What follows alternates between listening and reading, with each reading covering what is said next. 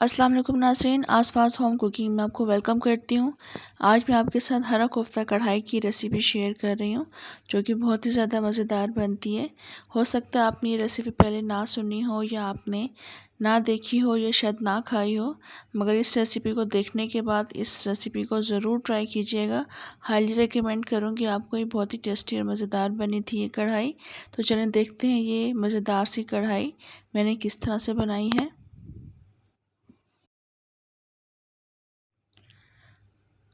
कोफ्ता कढ़ाई बनाने के लिए मैं आधा किलो बीफ का कीमा यूज़ कर रही हूँ। ये आधा किलो कीमा है बीफ का।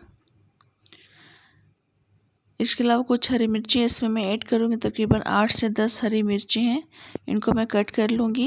एक मीडियम साइज़ की प्याज है जिसको मैं स्लाइसेस में कट कर लूँगी, और आधी गड्डी हरा धनिया है, इसको भी मैं कट कर लूँगी। ये सारी चीज़ें मैं कीमे के साथ ग्राइंड कर लूँगी, चॉपराइज कर लूँगी। चॉपर में पहले थोड़ा सा कीमा ऐड कर दूँगी।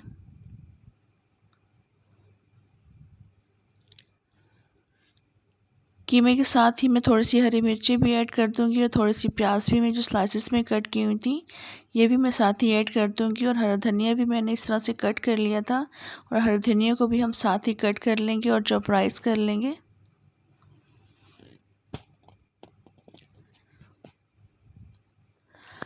सारे कीमे को मैं इस तरह से चॉपराइज कर लूँगी। हरा धनिया, हरी मिर्ची और प्याज के साथ मैं चॉपराइज कर लूँगी।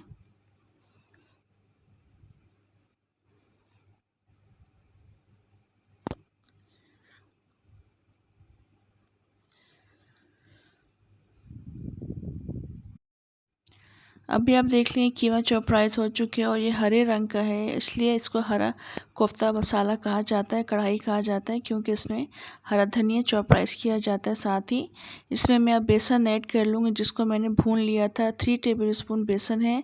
1 टेबल स्पून इसमें जिंजर पेस्ट ऐड कर देंगे, और 1 टीस्पून इसमें गार्लिक पेस्ट ऐड कर देंगे, और 1 टीस्पून ही इसमें मैं नमक ऐड कर दूँगी, और साथ ही इसमें हम गरम मसाला भी ऐड कर देंगे 1 टीस्पून। इन तमाम चीज़ों को डालकर हम अच्छी तरह से मिक्स कर लेंगे। अभी देख लें काफ़ी अच्छा मिक्स हो चुका है, स्मूथ सा एक कीमा रेडी हो चुका है। उसके मैं कोफ्ते बना लूँगी। अब अपनी मर्ज़ी से जिस साइज़ के भी आपको कोफ्ते पसंद हो उस हिसाब से आप बना लीजिएगा। कीमे को पहले हम इस तरह से स्मूथ कर लेंगे,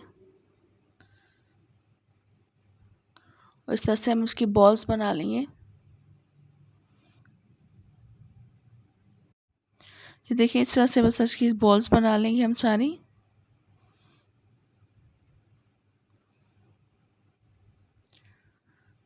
सारे कीमे के हम इस तरह से कोफ्ते रेडी कर लेंगे। और अभी आप देख लें कोफ्ते बिल्कुल रेडी हो चुके हैं, स्मूथ से कोफ्ते मैंने बनाए हैं। इसको मैं आधे घंटे के लिए फ्रीज़र में रख दूँगी, जब तक हम इसकी ग्रेवी के लिए कुछ मसाला रेडी कर लेंगे। एक पैन में मैं ज़ीरा ऐड कर रही हूँ 2 टीस्पून। लौंग ऐड कर देंगे 5 अदद। मेथी दाना ऐड करेंगे ½ टीस्पून। धनिया ऐड करेंगे साबुत धनिया 3 टेबल स्पून। कसूरी मेथी ऐड कर देंगे इसमें 1 टेबल स्पून। इन तमाम चीज़ों को हम 30 सेकंड्स तक ड्राई रोस्ट कर लेंगे। अभी आप देख लें काफ़ी अच्छे ड्राई रोस्ट हो चुके हैं, 30 सेकंड्स गुजर चुके हैं, काफ़ी अच्छी खुशबू आना शुरू हो चुकी थी।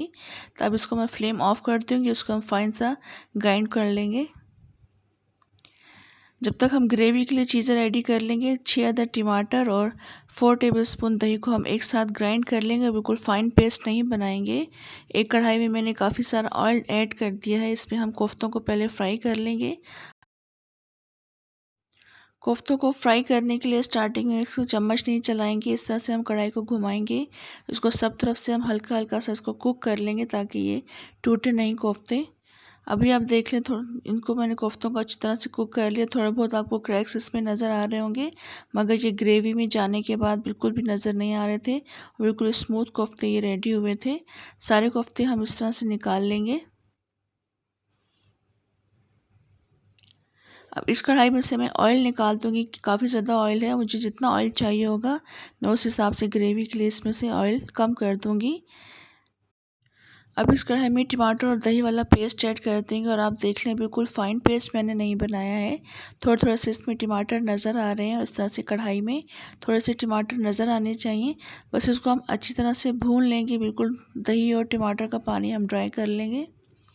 और अभी आप देख लें काफ़ी अच्छे भुन चुका है ये मसाला और इसमें बबल्स बन रहे हैं चम्मच में। इसके भुन जाने की निशानी यही होती है, जब आप चम्मच में मसाला निकालें तो वो उसमें बबल्स बनने चाहिए और आप देख लें बबल्स बन रहे हैं। इसमें मैं अब अदरक का पेस्ट ऐड कर दूँगी 1 टेबलस्पून और लहसुन का पेस्ट ऐड करेंगे 1 टीस्पून। नमक ऐड कर दूँगी 1½ टीस्पून। लाल मिर्च का पाउडर ऐड करेंगे 3 टीस्पून। आप अपने टेस्ट के अकॉर्डिंग ऐड कीजिएगा, जितनी आपको पसंद हो।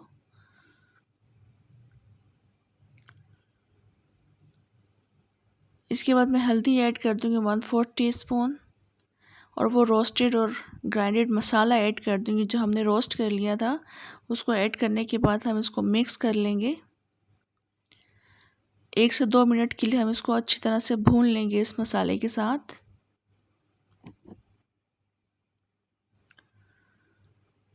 अब ये मसाला भुन चुका है तो इसमें मैं कोफ्ते ऐड कर दूँगी जो मैंने फ्राई कर लिए थे।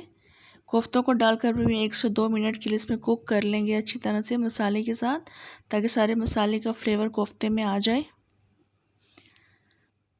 1 से 2 मिनट इसको मसाले के साथ भूनने के बाद मैं पानी ऐड कर दूंगी।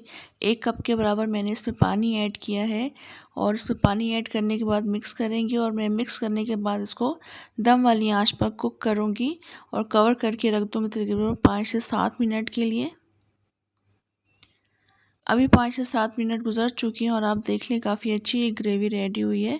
मैंने इसमें 1 कप पानी ऐड किया था और 1 कप पानी बिल्कुल परफेक्ट रहा था, क्योंकि ये कढ़ाई मैं बना रही हूँ कोफ्ता कढ़ाई, तो उसमें पानी कम ही यूज़ होता है। अगर आपको ज़्यादा पसंद है पानी तो आप ज़्यादा भी ग्रेवी इसकी बना सकते हैं। इस वक्त मैं इसमें कुछ हरी मिर्ची भी डाल दूँगी, साबुत हरी मिर्ची मैंने ऐड की हैं और थोड़ा सा हरा धनिया ऐड कर देंगे इसमें। गरम मसाला पाउडर ऐड करेंगे 1 टीस्पून। ये सारी चीज़ें डालकर मिक्स कर लेंगे और मिक्स करने के बाद मैं इसको 2 से 3 मिनट के लिए कवर करके रख दूँगी, ताकि इस तमाम मसाले का फ्लेवर इस कोफ्ते में आ जाए और उसके बाद फिर मैं इसको डिश आउट करूँगी। ये देख लें माशाल्लाह काफ़ी अच्छे कोफ्ते ये बनकर तैयार हुए हैं। कोफ्ता कढ़ाई ये बहुत टेस्टी बनी थी और मैं हाईली रिकमेंड करूँगी आपको, ये ज़रूर बनाइएगा, इंशाल्लाह आपको बहुत पसंद आएगी। रेसिपी अगर आपको अच्छी लगे तो लाइक और सब्सक्राइब भी ज़रूर कर दें। फ्रेंड्स और फैमिली में शेयर भी कर दिया करें। कॉमेंट बॉक्स में बताया करें रेसिपी कैसी लगी आपको। इसी के साथ इजाज़त दें, इंशाल्लाह नेक्स्ट रेसिपी के साथ दोबारा आऊँगी। अल्लाह हाफिज़।